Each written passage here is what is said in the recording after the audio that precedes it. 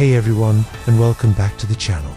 Today, we're diving deep into some powerful and often overlooked stories from Black history. These aren't just facts.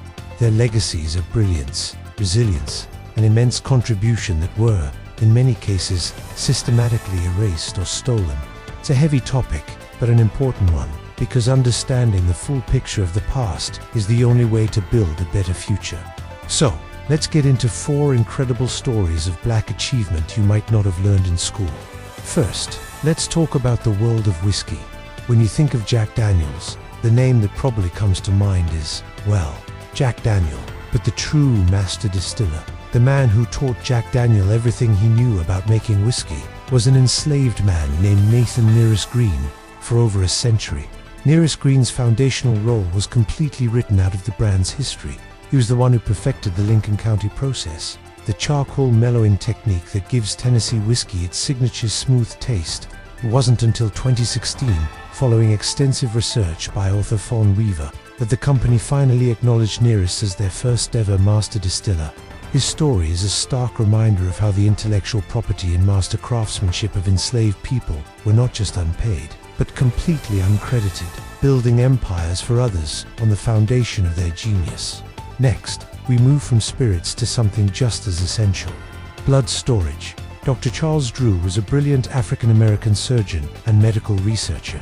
In the late 1930s and early 1940s, as World War II loomed, the ability to store blood for transfusions was a life-or-death problem.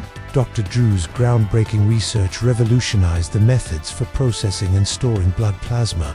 He figured out that plasma could be stored much longer than whole blood, and he developed large-scale blood banks and mobile blood donation trucks, which became known as bloodmobiles. His system saved countless lives on the battlefield. But here's the cruel irony: the American Red Cross, using the very systems he'd designed, initially segregated blood donations by race, refusing to mix blood from black and white donors, a policy with no scientific basis. Dr. Drew protested this racist policy, eventually resigning from his position. He invented the system that saved thousands, only to see it used to enforce the very bigotry he fought against. Our third story takes us into the world of real estate and finance. Picture this: in the 1950s and 60s, a black man named Biddy Mason, who was born into slavery in Mississippi, became one of the wealthiest landowners in Los Angeles. How?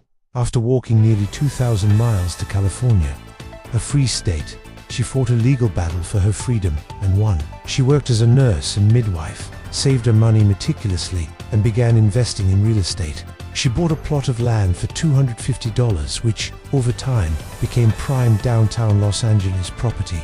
She amassed a fortune of around $300,000, which is equivalent to several $1 million today.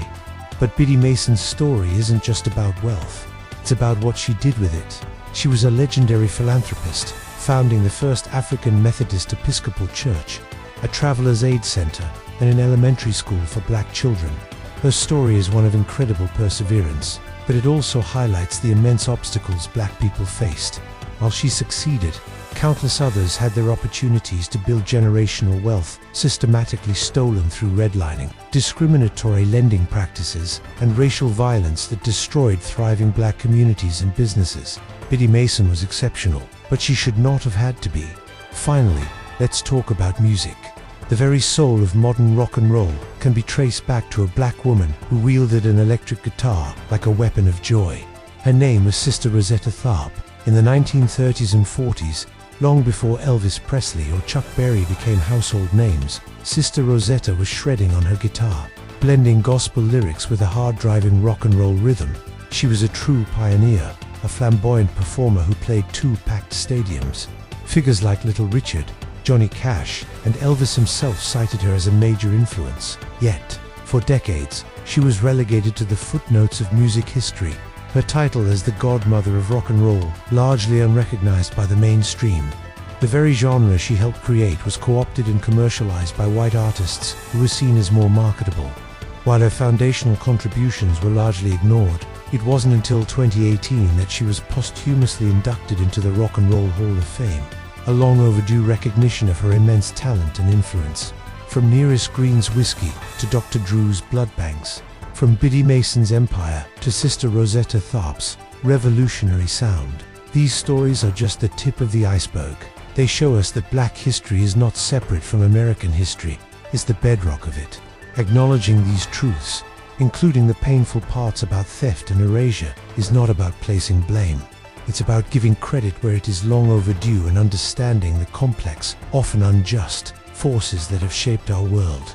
The brilliance was always there. We just have to be willing to look for it and listen to the stories that have been silenced for too long. Thanks so much for watching.